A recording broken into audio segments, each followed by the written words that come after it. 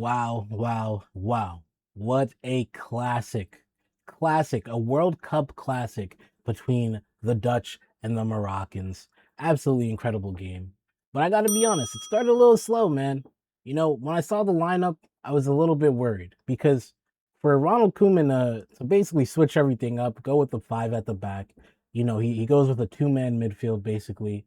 And I'm thinking, man, is he that scared of Morocco?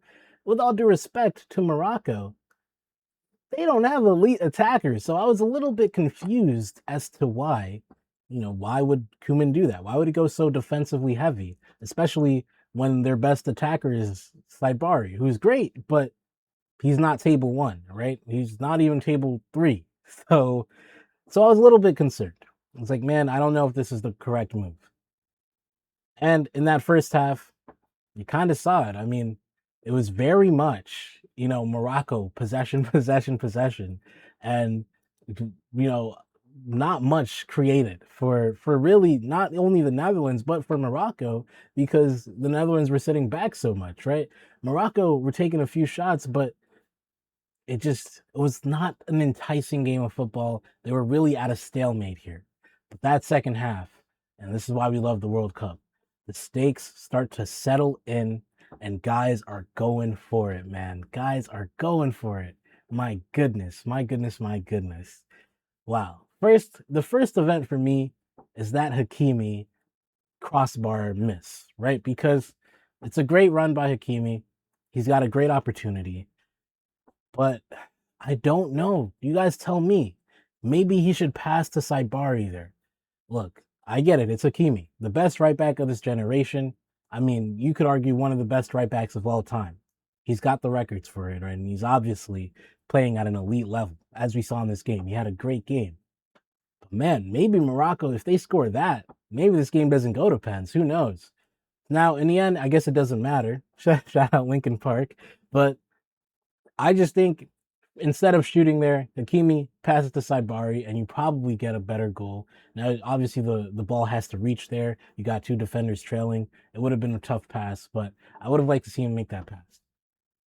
Then, shortly after that, I think Hakimi has another chance and he gets tackled, and it is what it is. It was just a nice tackle by Van de Ven. It was a nice little race.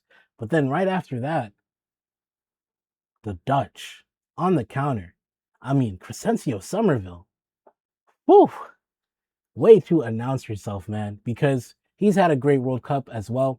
And for him to do so much work, run and run and run at that Moroccan defense, and then just somehow, I don't know if it was all him, but he does enough to involve himself and influence the ball falling to Gakpo, who finishes it and puts and puts the Netherlands up 1-0. And obviously with Gakpo, with his situation right now, losing his child, unfortunately, that was a huge goal for him. It was lovely to see the team rally around him in that moment. And now I'm looking at the game and I'm thinking, man, Morocco, I don't think they have enough to come back. Because as I said in my predictions, I think the only difference between these two teams, because I think they're so complete, is that the Netherlands have this clinicality in attack that I don't see from the Moroccan attackers, right? The Netherlands, the Dutch, with Somerville, with Gakpo, I have guys where I think they'll finish their opportunities, and I trust them to do that more than a Brahim Diaz, more than a Saibari. And that's just how I felt. And up until then, I felt pretty vindicated in that opinion because Morocco had some chances to put the game away and they didn't. And the Dutch did so on their first real opportunity. So with that, I'm thinking, all right, the Dutch, they're going to close this up. And now that five at the back by Ronald Koeman is looking genius. But wow, the Moroccans don't quit. The Moroccans don't quit, man. Cross comes in to Issa Diop, who's playing center back, by the way. He's up there. I guess he's playing emergency center forward, just throwing bodies forward. It is stoppage time after all. And he's the tallest guy in the box. Van Dijk had no chance. The ball comes up top through that cross. Diop heads it home, top right corner. And now we're 1-1. And it's on, man. Morocco from that point in extra time even. They're just throwing themselves, trying to make something happen.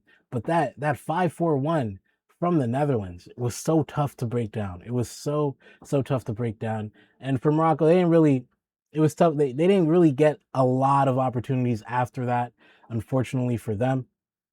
But we get to pens, and this is where Morocco makes their bread and butter. Because what an interesting penalty shootout. I mean, let's my gosh, I thought nobody wanted to make their penalties at one point, man. It was so weird. We start off with a great Coop Miners penalty. He hits it bottom right corner, side netting, unsavable. And then Morocco start off weak. El Ainaoui unfortunately hits the crossbar. He goes a little bit too high. He went the right side, but just too high. And Morocco, I'm thinking, yeah, looks like that's it. Because if you see the stats, the team that scores first in a penalty shootout wins more often than not. Then Justin Kluivert, I almost called him Patrick.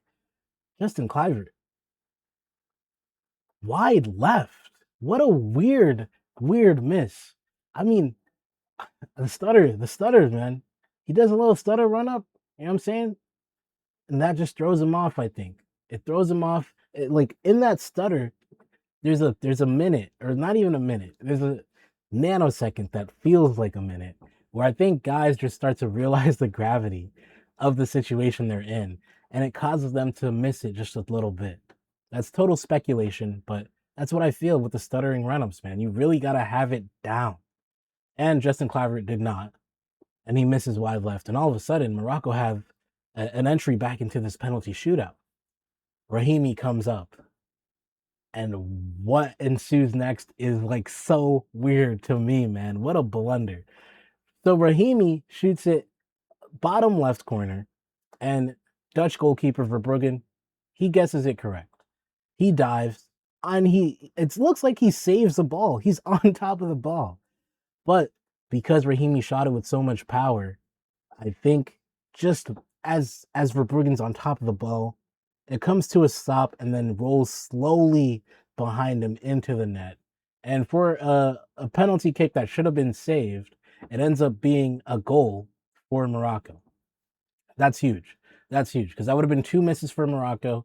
The Netherlands, even with their one miss, still would have had their advantage. We would have been at a whole different situation. Now, advantage is over. We're even. Wout Weghorst comes up. He puts it in. No funny business. Talby, same.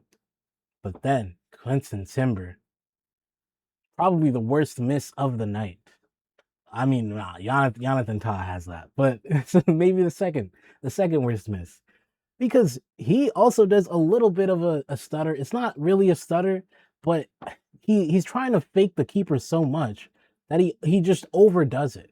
He's right-footed, he's showing right, and then at the last second, he goes left. But he just cuts that turn way too sharp, and he goes wide left. I mean, it was not even close. That was a very bad miss by Timber. And it sucks because he's not been in that situation before, but hey man, you gotta convert, unfortunately. But then this is where I'm thinking, man, does anybody want to score? Because Hakimi comes up and he also misses to the left. Comes off the post. And I'm thinking here Hakimi might do a Panenka, but he's too famous for that. So he wouldn't do it again. I understand. But when Hakimi misses this, I'm thinking, man, no way Morocco come back from this. I mean, your captain's missing. That's tough. But then, big bad Bono. Wow, for Morocco.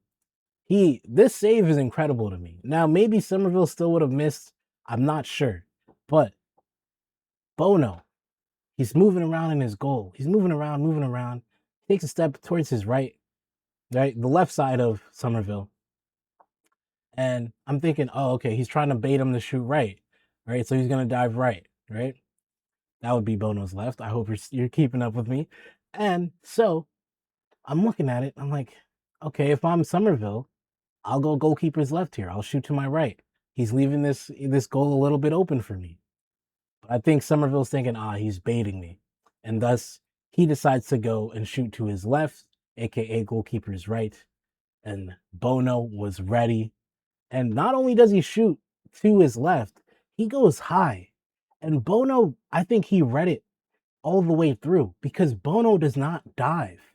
He stays up with the ball as it's going high and gets a massive hand on it, massive save. And all of a sudden now, Morocco can win with the next kick. And who else but their best attacker this tournament, Ismail Saibari, steps up and slots it home. No mistakes, no funny business, super accurate. And Morocco send the Netherlands home. Morocco to the round of 16. Huge, huge. They'll be going up versus Canada. And man, what a game. What a game. And now we got to give, like, there's just, it was such a good game. I don't think there was a big, failure point. And I don't think the Dutch should be ashamed of losing to Morocco, or if Morocco were to lose, they should be ashamed of losing to the Dutch, because these were two teams that are probably, quarterfinal, semifinal quality teams. And unfortunately, that's just how the draw worked. Morocco unfortunately finished second. Could you imagine Brazil probably would have been in the spot if Morocco finished first? So, either way, it could have been bad for the Netherlands. But yeah, man, just what a treat. What a treat of a game. Shout out Hakimi. He had a great game, even if he probably should have passed to Saibari. Ayu Buwadi, man. What a midfield performance and what a tournament he's having. He's going to get a huge move. He already was, tapped as the best midfield talent in Liga outside of PSG. And man, now Lille are they gotta cash in on him, surely, right? But I think there was no one who had a very, no one had a stinker. No one really had a stinker. Maybe Brian Brobby could have done some more. But it is what it is, man. That Moroccan defense is tough. Shout out Issa Diop also coming in clutch, especially for Issa Diop, who, for a long time was waiting for the France call up, gets the Moroccan call up, says, all right, I'll come if you'll have me. And now he's making a big, big moment for them, scoring that goal, sending them through to the round of 16. Wow. Wow. Wow. Wow. And we know what's great about this. Above, Morocco having this moment, I think it's good for the order of football. Now, you could have said this in 2022, but I think this really confirms it. The football pyramid has changed. The order of football has changed. Now Morocco is like a team to contend with, right? Yeah, I'm more afraid of Morocco than Belgium or Netherlands. Or these, like, Morocco's gonna be a table one team. And I don't know if an African team has ever really had that distinction. And so for them to shift football in that way is incredible. And honestly, I think you're starting to see now, for a long time in football, right? It was the big three in South America, and really it was the big two, but it's Brazil and Argentina. And then you had, the top 3 or 4 teams in Europe. And those were always the nucleus of the World Cup. But now I think you're starting to see Morocco join that group. I'd love to see, a certain US men's national team join that group, but we're a little further back than Morocco. That's okay. Senegal could join that group. Ivory Coast could join that group. The gap is closing, and I love to see it. Japan make trouble for teams now. It's never an easy matchup now, right? Like, there was a time where if you did not have a South American or European team at the World Cup, you're just like, okay, then we're cool. We could beat that team. Now the quality of football has spread and grown so much, and football development around the world has hit such a great level that now we're talking about these teams being all contenders. And that's what you want to see, man. This is global parity. That's what the game needs. Shout out to Morocco. Today I feel Moroccan. I was gonna say it in Arabic, but I don't know. But today I felt Brazilian, then I felt Paraguayan. Nosotros somos Paraguayos. You know what I'm saying? We are Paraguayan today. And then right now I'm feeling Moroccan. Thank you guys so much for watching, man. Stay tuned with all the World Cup recaps coming out. I'm doing them nightly. And yeah, make sure you guys follow, like, and subscribe. Until next time, it's been your boy, Ali Footy. We out.